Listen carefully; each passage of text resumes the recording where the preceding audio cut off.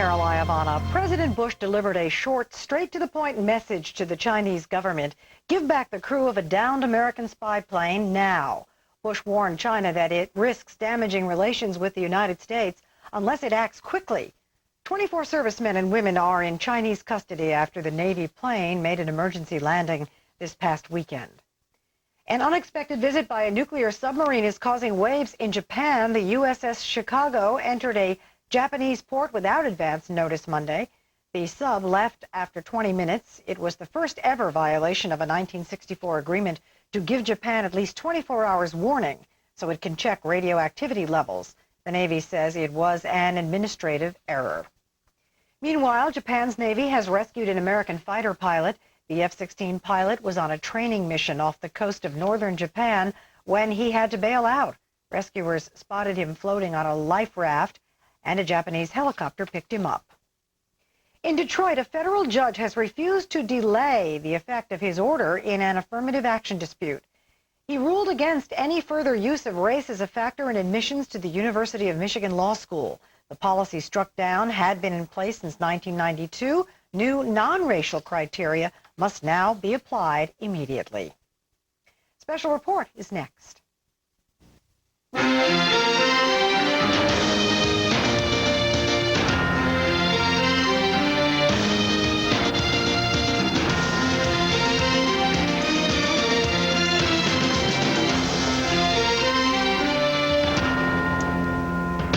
Welcome to Washington. I'm Britt Hume. Nearly 3 days after that Navy surveillance plane made an emergency landing on a Chinese island, U.S. officials have been allowed to see the crew members, and President Bush says all 24 men and women on board are in good health and are being treated decently. The White House is still urging the Chinese to quickly release the crew and the aircraft in order to preserve foreign relations between the two countries. Beijing, however, is showing no sign of backing down anytime soon. Senior White House correspondent Jim Angle has the story. President Bush stepped into the Rose Garden to give the nation its first report on how the 24 crew members now held in China have been treated. The general tells me they are in good health, they suffered no injuries, and they have not been mistreated. The president has weighed his words carefully in hopes of keeping up the pressure on China while not making matters any worse, especially while the crew is still there. Administration officials also believe the emergency landing on Chinese soil created infighting in the Chinese government about what to do. The president sought to remind China that he's been patient. Our approach has been to keep this accident from becoming an international incident. We have allowed the Chinese government time to do the right thing. But time, he made clear, is running out. It is time for our servicemen and women to return home. And it is time for the Chinese government to return our plane. And he issued a broader warning suggesting that the Chinese are on the verge of creating bigger problems for themselves. This accident has the potential of undermining our hopes for a fruitful and productive relationship between our two countries. Earlier, Secretary of State Powell said he hopes this is the beginning of the end of this matter. He characterized this latest move as a positive but tardy first step. I must say I'm a little concerned about the way in which the Chinese government has handled this matter. We could have resolved it much earlier, I think, and without creating the level of interest that there is and the level of difficulty we've encountered. Now, Chinese officials in their public statements, Britt, have insisted on an apology, but a high-ranking administration official said late today that no apology will be made because the U.S. didn't do anything wrong, that this plane was in an international airspace and that there was simply an accident. Now, this official also says the White House is taking this one step at a time. On Monday, the president asked the Chinese allow American diplomats access to the crew. On Tuesday, this official says, access was given. Today, or Tuesday rather, the president is asking that the crew members be released, and the White House is trying to maintain a little patience here, waiting just one step at a time to see what the Chinese do next. Late today, the ambassador here was called into the State Department and told in no uncertain terms that that is what now must happen. Britt? What do the officials there think the reason for holding this up is? Well, you know, it's not clear, Brett. There were some reports that administration officials thought that an apology was a requirement, but that is not what officials here believe. They say that when the officials visited with the crew members and asked for their release directly, they got no direct answer from the Chinese. They simply deflected the question and went on to talk about how they need to investigate. So they've been unable to get a straight answer from the Chinese about how they'll be released or when. All right, Jim, thanks very much. Chinese officials say they're planning a full investigation, as Jim just noted, of the emergency landing of that plane. The Chinese hold the U.S. responsible for the incident, though, as Jim Angle told us, the Bush administration calls it an accident. And China's foreign ministry says investigators have the right to inspect the plane despite U.S. claims to the contrary. Fox News' Steve Centani has that story. Pentagon officials say they still don't know if the Chinese have tampered with the classified surveillance equipment aboard the disabled plane. To the best of my knowledge, there is nobody that has certain knowledge of the activities around that plane. But again, there is no shortage of rumors about people who supposedly know. The EP-3 surveillance plane is still sitting on the tarmac at an air base on Hainan Island in the South China Sea. And the Pentagon sees that as a good sign in one sense, because at least the Chinese are not trying to hide the plane from U.S. spy satellites. But the Pentagon is demanding the crew and the plane be returned as soon as possible, and that while the plane remains in China, it be considered sovereign American territory. The crew was trained to destroy much of the surveillance equipment and data on board the plane in case of an emergency.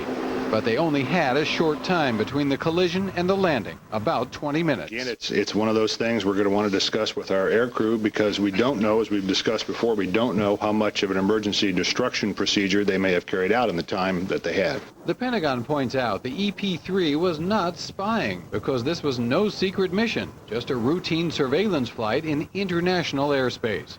This was an almost weekly occurrence during the Cold War when Russian Bear surveillance planes cruised the east coast of the U.S. and our warplanes intercepted them without incident.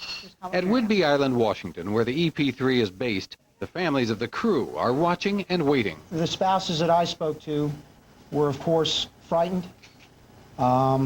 They were concerned for the well-beings of their loved ones, and they were very, very angry. Meantime, EP-3 surveillance flights, according to Pentagon officials, continue in various places around the world, but not in the South China Sea, at least for the time being. Britt? Steve, the word seems to be that the crew there had about, 20 minutes before the plane made the emergency landing to dispose of whatever they had to dispose of. What are you getting about how much they might well have gotten rid of? Well, it depends on the condition of the plane. It was badly damaged, or it wouldn't be coming in for an emergency landing in China, so conditions aboard could have been iffy. It could have been smoky. It could have been very rocky.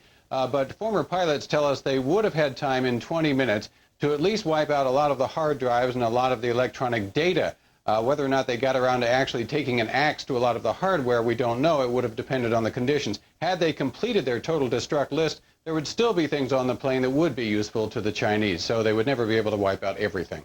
All right, Steve, thanks very much. Coming up next, the Senate takes up President Bush's budget blueprint. Is there a way to get Democrats and Republicans to reach a compromise on it? That story next. So what was it like aboard that Navy EP-3 surveillance plane when it was intercepted by those Chinese warplanes? And what would the procedures have been after the mid-air collision with one of them?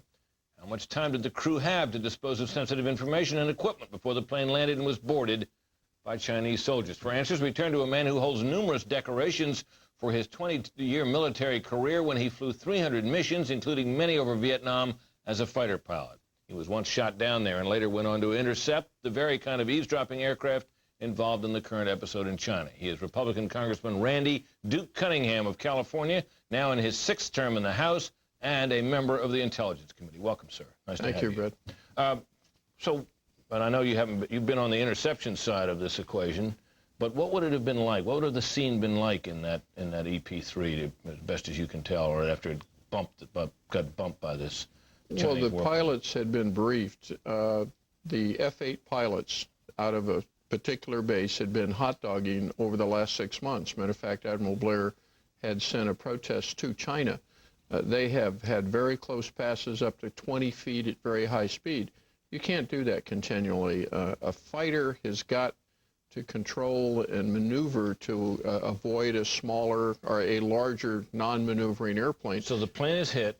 the crew has orders to do what at a time like that? They knew they had to take the plane First of all, down. if they were in a Cold War situation, would be to get rid of the airplane at sea or bail out or trying to get to another base. There's no Cold War. The rules of engagement we call ROE would be get the airplane down as fast as you can and save the crew. You got an engine out, you got fuel leaking. The chance for a fuel fire and explosion is very high. If you ditch the airplane, you're going to lose at least half your crew. A P-3 sinks very quickly. By the time any of our... There's no way all of them could jump out. Well, they could jump out, but your closest rest cap is about 14 hours away, which would have put them, it happened about 9 o'clock in the morning, it would have put them there right in the middle of the night, and chances of finding everybody in that part of the world. And I bailed out and I landed in that water, and it's not real friendly water. So I know you've had some briefings, and I know you have some experience in this area. What is your sense of how much equipment and data they would be able to eliminate in the roughly 20 minutes they had? They would have some personal computers with documentation. The Chinese know what weapon sites they have. What they're more interested in is how we gather the information and what technology we have. They would be able to destroy the crypto gear within the aircraft. This is the stuff the classified basically the software. The hardware, you know, when the plane lands, they can fire it up with their electronic system just like you would in a normal airport, and they can view the equipment. But for them to reverse engineer it in a short amount of time, they'd have a difficult time. This is the Chinese would have a difficult Chinese time. would. Now, what sort of gear's on a plane like that? I mean, I'm told this is an eavesdropping. This is a listening operation, correct? You want to be able to monitor the enemy's voice communications, both VHF and HF, to see what they're doing. Sometimes you have linguists on board that speak Chinese. You would want to take specific cuts on radar sites that may have surface-to-air missiles. When you say cuts, what does that mean? Well, if you're flying your airplane in a position like this and the shore's over here, you would take a measurement of the angles in which that radar site came up. When we flew in Vietnam, we'd have P-3s out there, and they would monitor where those SAM sites are, surface-to-air missile sites. Right. They would take a cut, and that they would come back and log it, take a picture of that. That way we knew exactly where those weapon sites were. It's a radar cut and based on electronics measurements. And that is recorded how? On computer disks or it's on computer disk, and it's like a photo print on a computer disk. So when this, let's assume the best, that they're able to wipe out data, they're able to erase hard drives, they're able to do the kinds of things that you've described. The plane gets on the ground, the Chinese board it. What can they see? They can look at the equipment, and what will it tell them, if anything? It'd be difficult to see, you know, what scientists they had there. It would take them some time to actually go through the airplane and see the capabilities that it has. And if they kept the equipment, it would still take them time to reverse engineer to find out what it did. But if they got the hardware off the airplane, they would, in the fullness of time, you're telling me, be able to reverse engineer it and understand what we've got. We try and do the same thing. We tried to build a weapon system in defense of a Soviet rocket. And we found out, because we gathered the equipment, I can't tell you what it is, but we got a piece of the equipment, found out that we spent nearly $500 million and it wouldn't work. So we reverse engineered the tracking system, and we were able to develop a defensive system for it. So one way or another, this is an intelligence bonanza for the Chinese, correct? Well, what they would want to know is how they jam, what capabilities we have to listen to them, what capabilities we have to mark certain targets. You know, if we go into China, we want to know where those SAM sites are in case we ever have to invade. If they ever went after Taiwan, those might be specific targets that we would go after. So what's your sense then about how based on what you know about how this pilot was able to land this plane, what's your sense of what kind of a job he did? I think he did a good job. Your number one priority is to save the lives of your crew, yourself and your crew. If he could have gotten the airplane to a longer base, that would have been fine. But I think he did exactly the right thing. Non-Cold War scenario, you got an airplane that could explode at any moment with fuel leaks and a bad engine. If you bail out, you're probably going to lose a lot of your crew because your rest cap is so far away. If you rest cap is the nearest ship that could come and help. We had two Aegis and a Spruance-class cruiser in the area, but I say in the area, 250 miles away, which is about 12 to 14 hours away. knowing that that would have put them there in the Dark Hundred in the middle of the night, they probably wouldn't have found those kids. Now, we've been hearing that there'll be axes aboard the aircraft to use for trying to wreck the equipment, physically wreck the equipment. Yes. That's the case, correct? Assuming they were able to take access to this equipment, would they still be able to damage it beyond the reverse engineering abilities of Chinese scientists when they finally get on there? Well, you have a priority list, and I mean your kids are trained for this. When there's an emergency like that and you're going to have to go in, you want to get rid of the most sensitive equipment that you have. And if they did that, then they got rid of quite a bit of it. Now, last quick question. Your sense would be that's why they're holding up the return of the plane, right? Well, we don't know how flyable it is, but it's time now for those kids to be released. All right, Congressman, thanks for coming. We have to take a quick break for other headlines. When we return, the latest on the Navy surveillance crew from Jim Mangle at the White House. Stay with us.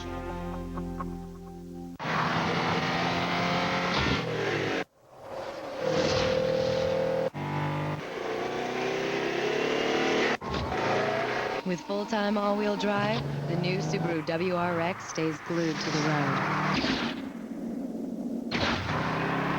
With a turbocharged 227 horsepower boxer engine, you'll swear you're flying. That's the beauty of Subaru all-wheel drive.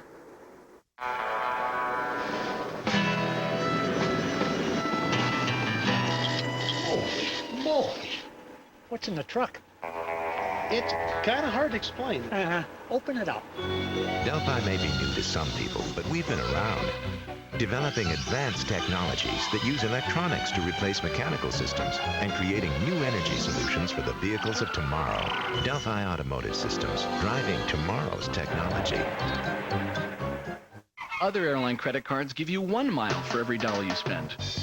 But only the Delta Sky Miles credit card from American Express gives you that. Plus, you'll always get double miles at supermarkets, drugstores, and on Delta tickets. On top of 5,000 bonus miles just for getting the card. Watch how quickly all those extra miles add up to your free vacation travel. We can't say the Delta Sky Miles credit card is twice as good as other airline credit cards, but you might. Call the toll-free number to apply. Your typical airline credit card gives you 1 mile for every dollar you spend. But only the Delta Sky Miles credit card from American Express gives you that. Plus, you'll always get double miles at gas stations, home improvement stores, and on Delta tickets, on top of 5,000 bonus miles just for getting the card. Watch how quickly all those extra miles add up to your free vacation travel. The Delta Sky Miles credit card, faster than your typical airline credit card. Call the toll-free number to apply. Fox News Channel means business. Powerful financial advice. Wall Street capping its worst week ever as the markets exploded. What it could mean to you and your investments could shock your future. The skinny, the lowdown, the buzz, the word on the street, the top CEOs and policymakers that make the market go. Your money working for you. Bank on it. The most powerful name in news. Fox News Channel delivers.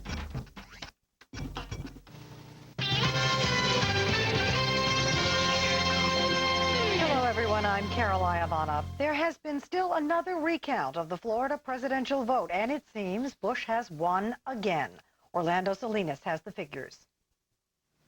2.5 months after George W. Bush became president, a Miami Herald analysis of every single undervote ballot here in the state of Florida finds that Bush probably would have won anyway despite the controversy.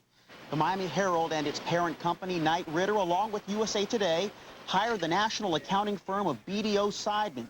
The firm's job, to review ballots from Florida's 67 counties, reviewing every undervote ballot, looking for dimples, pinpricks, hanging chads, and perfectly punched ballots. The Miami Herald's results might come as a surprise to those who swear that Al Gore would have won with a complete manual recount. We looked at a number of different scenarios, and under all of the most likely scenarios, George Bush would have emerged the winner. A Miami Herald reporter also reviewed every single undervote ballot by hand. Now, the point of this unofficial review, according to the Herald, is to put out what it calls the first objective third-party analysis of the undervote ballots here in the state of Florida. Now, this recount wasn't easy and it wasn't cheap. Took nearly 3 months and cost close to $500,000. In Miami, Orlando Salinas, Fox News. More news at the top of the hour. Special report continues next.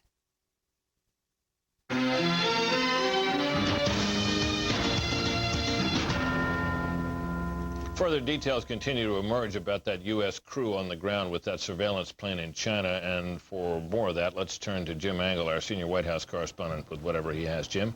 Hello, Brett. Well, we talked to a senior administration official here who disclosed some details about what was learned from the crew in those meetings earlier Tuesday. Now, one of the most interesting things is that officials say that it was absolutely remarkable that the pilot was able to land this plane at all. They say that one propeller was completely lost. Another propeller on this four-propeller plane was damaged. The nose cone was damaged. There was no indication of ground speed, and that it was very, very difficult for the pilot to get this plane on the ground. So they are saying it was really something that the crew did not have to bail out in the way that you just heard earlier from your last guest. So they're giving the pilot a lot of credit on this. Now, the crew is being held in rooms of two, or groups of two, if you will, except for the pilot, Britt, who is being held separately. When asked whether or not the crew has been interrogated by Chinese officials, a senior administration official who was disclosing these details simply said that the Chinese were present during the meeting, and there were some things that could not be discussed with the crew members. This apparently one of them. So, Jim, does that tell you that they were not able to describe or weren't able to determine from the crew what extent they were able to destroy data and hardware on the plane? It does tell you that they couldn't tell you to what extent. The crew was able to indicate, Britt, in their discussions today, that there were some standard procedures that were followed as the plane was going down and attempting to land, suggesting that the crew did in fact hint that they were able to do what standard procedure calls for in trying to destroy some of the intelligence information on there, some of the data that had been picked up, particularly, and perhaps the software. So there was some indication that they were successful in doing some of what they're taught to do in cases just like this. One other point, Britt, and that is that so far the United States government, according to senior officials here, has worked with the Chinese Foreign Ministry. They have not kicked this up to the presidential level. President Bush has been involved, of course, in making public statements, but has not picked up the phone and personally called President Jiang Zemin. So far, that has not happened. They have been working through the Foreign Ministry, working through the ambassadors. They are holding that in reserve in case things do not progress, and say that it is an option, obviously, to move this up the ladder should the situation begin to look like a political one, as one aide put it. So they're clearly holding out the prospect that it may be necessary for the president to call, but hoping it will not be necessary. They point out that on Monday, the president asked for access. 24 hours later, American officials got it. Tuesday, he asked for the crew to be released, and they would be looking on Wednesday to see whether or not that happens, Britt. All right, Jim, thanks very much. Keep us posted. Our approach has been to keep this accident from becoming an international incident. We have allowed the Chinese government time to do the right thing. But now, it is time for our servicemen and women to return home. And it is time for the Chinese government to return our plane. That, of course, President Bush at the White House this day, responding to the plane sitting there on the tarmac in Chinese island while the crew members undergo detention and questioning. For further analysis of this, Fred Barnes, executive editor of the Weekly Standard, Mort Kondracki, executive editor of Roll Call, and Jeff Birnbaum, Washington bureau chief of Fortune magazine, Fox News contributors all. This is being described as the first big test for this president on a foreign policy issue. Under the circumstances, Jeff, how's he doing? I think he's doing very well, actually. He'd do even better if the crew was returned as he asked. But I think that he showed a very firm resolve today, and if the Chinese do not comply, I get the impression, at least, the presidential impression, that Bush is going to act, and my bet is he will, and the Chinese will get that message. Right. He said that he hoped that this accident would not undermine a fruitful relationship with the Chinese. Now, the Chinese should remember that George W. is his mother's son, and he holds grudges. He remembers who does dirty to him and who doesn't behave. And I don't know what I'm sure that the consequences will be measured, but there will be consequences if the Chinese don't return those men in the plane. Yeah, I agree, and I would object to the word accident. There was no accident here. The Chinese have been increasingly buzzing American surveillance planes. It was no accident that the American plane was forced down on Hainan Island. It's no accident that they have kept. But do you think the collision was deliberate? No, I don't think the collision was deliberate. But that's not that's only a part of what happened here. Most of the things were deliberate by the Chinese government. So I mean, to pretend like this whole thing is a glitch, it's an accident, it's just something we can return to normal relations is ridiculous. In the first place, you can't have quote normal relations with a communist dictatorship. They are not normal countries. They don't have legitimate governments like a democracy does. A democracy like Taiwan, for instance. Well, I think in this case the problem is that there may not be a centrally controlled government. We don't know, and we've been given the impression that there may be some disagreement between the local authorities, perhaps the local military authorities that allowed for these hot-dogging kinds of very close flights around these surveillance planes, and maybe it's taken a while, it is taking a while to get through the bureaucracy until the central government says we have to return these people to the United States. This is 2 days. This is 2 days of the President of the United States on international television, which they can see in China, saying, you know, send those boys home and girls home. And say men and women, men and women. All right. Okay. the message should be delivered, and if necessary, the president ought to call, should call the president of China and say and lay it on the line to him. You know, this a dictatorship, generally speaking, is centrally controlled, and if people don't obey orders, they tend to go to jail. I don't think this is a bureaucratic snafu either. Well, suppose then that this doesn't happen. Right. The Chinese may want to further dismantle the airplane. They may want to spend some more time trying, as was described earlier, to reverse engineer the equipment.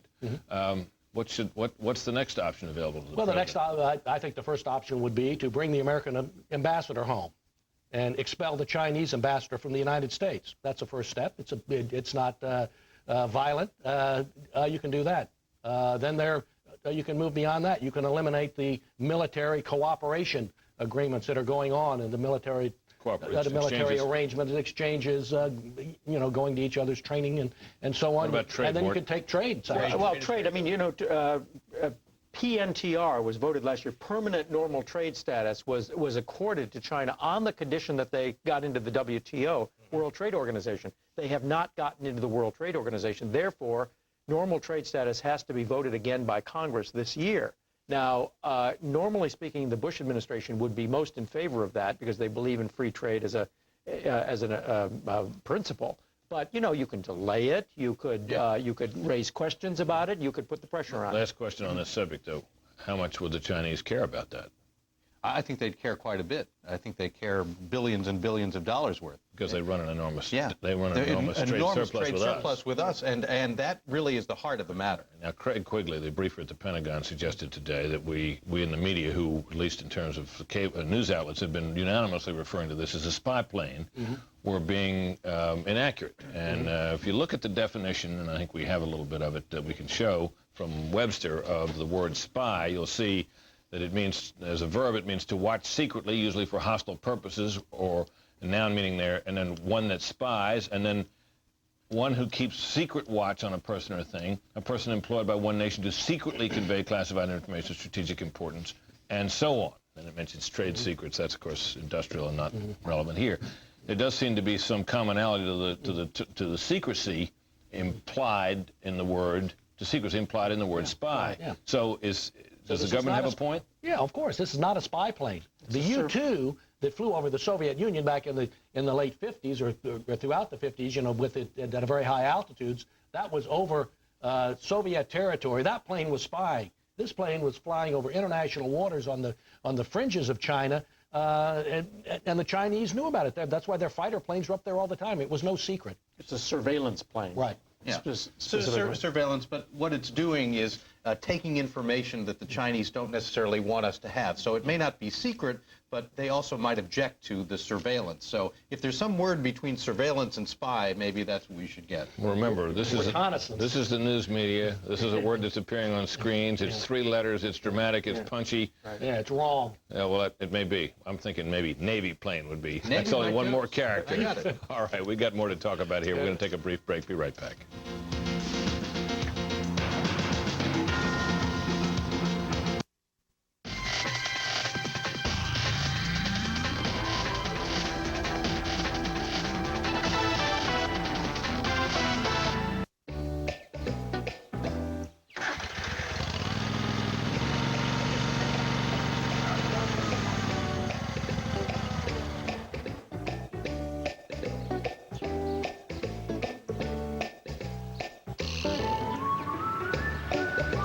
Federated has a wide range of bond funds to help you pursue your financial goals. Ask your investment professional about our high-income bond fund. It killed my father, it killed my brother, and both my sisters. Pancreatic cancer killed them all. We don't know how or why they got it, but we knew it, and it was already too late. There still isn't any way to detect it early or to treat it effectively. But we do know the cure, research. Just look how far we've come with other diseases.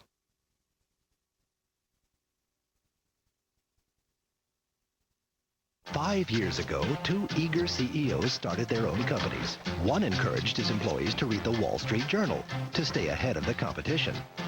The other did not. All right, let's keep working.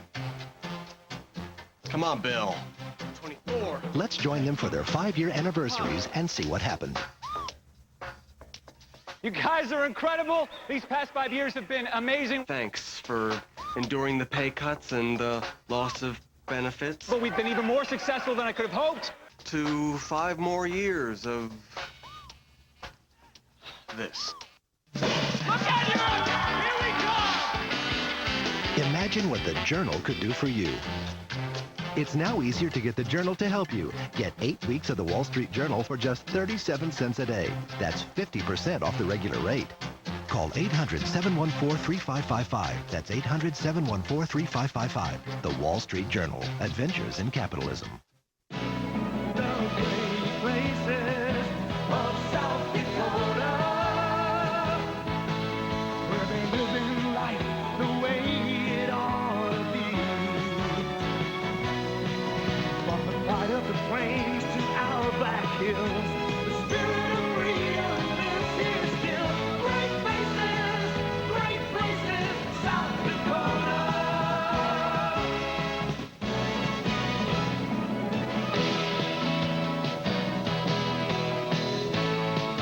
Call for your free vacation guide.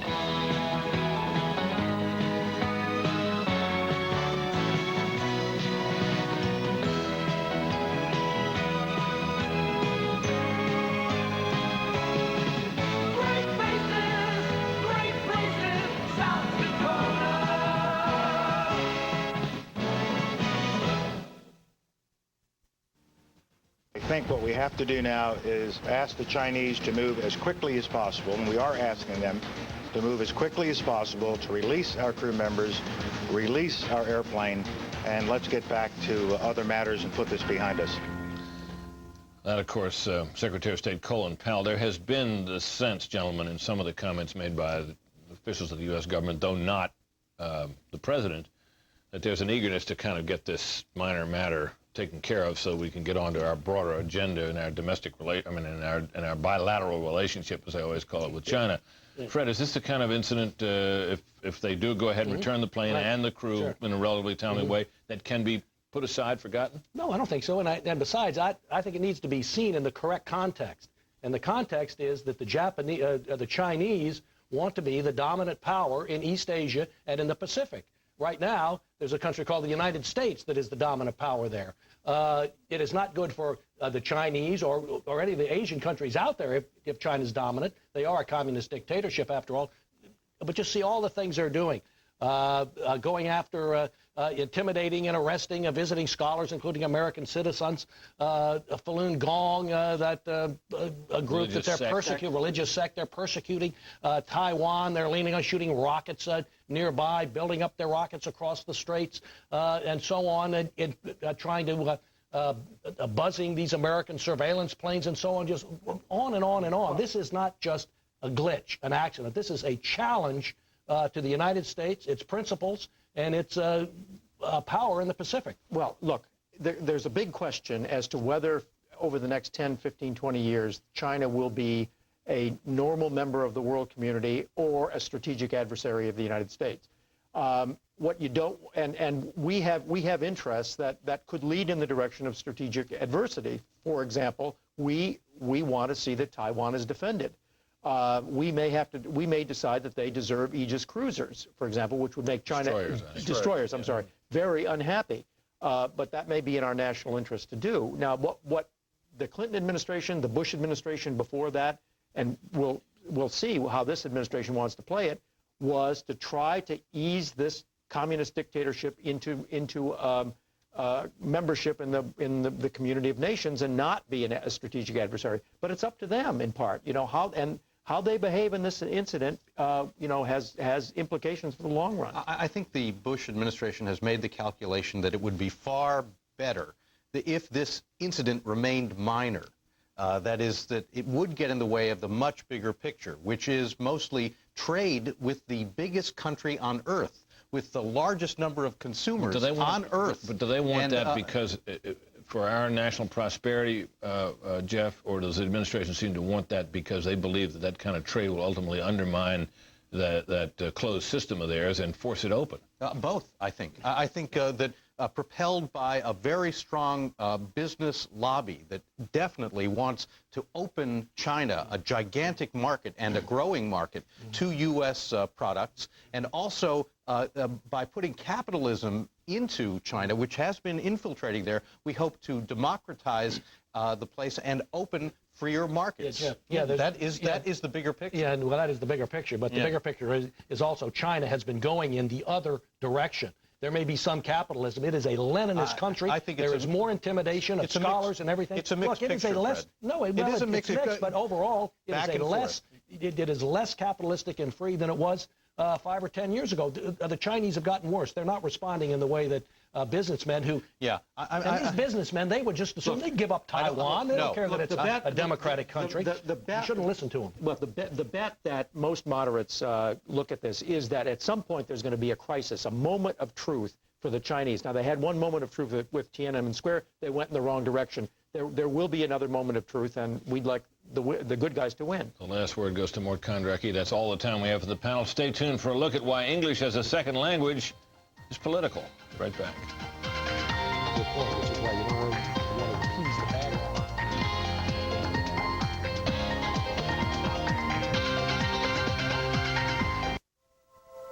Is this a dream? No. It just feels like one. Showering by Moen. Buy it for looks. Buy it for life. These babies are not models. They were conceived using the Clear Plan Easy Fertility Monitor. It unmistakably tells you more fertile days each cycle than any leading method, so you have the best chance to get pregnant. Clear Plan, clear results.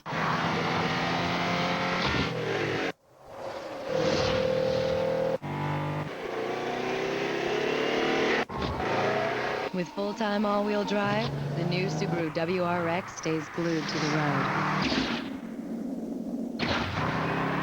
With a turbocharged 227 horsepower boxer engine, you'll swear you're flying. That's the beauty of Subaru all-wheel drive. Do you need to learn how to operate a computer? Hi, I'm John Scherer, CEO and founder of Video Professor. You know, our product is quick and it's easy to learn with, and you can try it for free. You know, over the years, millions of people have learned how to operate the computer using our product. We get happy letters every day from people thanking us. But the most rewarding thing for me is having people stop me on the street and telling me how easy it was to learn with our product. If you just want to learn how to run a computer once and for all, save yourself a lot of time and energy, try our product Let me show you how simple this is. You put this CD in your CD tray, the lesson plays right on your computer. It works just like a VCR. Just follow the step-by-step instruction. I'm so confident this product will work for you, I'm going to send it to you free. The reason I'm going to do this is because I know once you try our product, you'll come back to us for all your computer learning needs. Call 1-800-514-9793. Tomorrow on Fox News Live, the spy plane standoff heats up in China. Without good regular communications, this situation can worsen. We have the latest. Then, You don't expect people in nursing home to be dying of malnutrition. find out what really goes on behind these closed doors in part 2 of the nursing home nightmare. Plus, Bill Clinton, George W. Bush. Why are their first 100 days light years apart? An eye-opening look. That's tomorrow on Fox News Live. Finally, President Bush speaks Spanish and doesn't mind letting people know he does. He had a chance to do just that up in Wilmington, Delaware. As you'll see, he managed to use his conversation in Spanish for another purpose as well. Watch. Buenos días.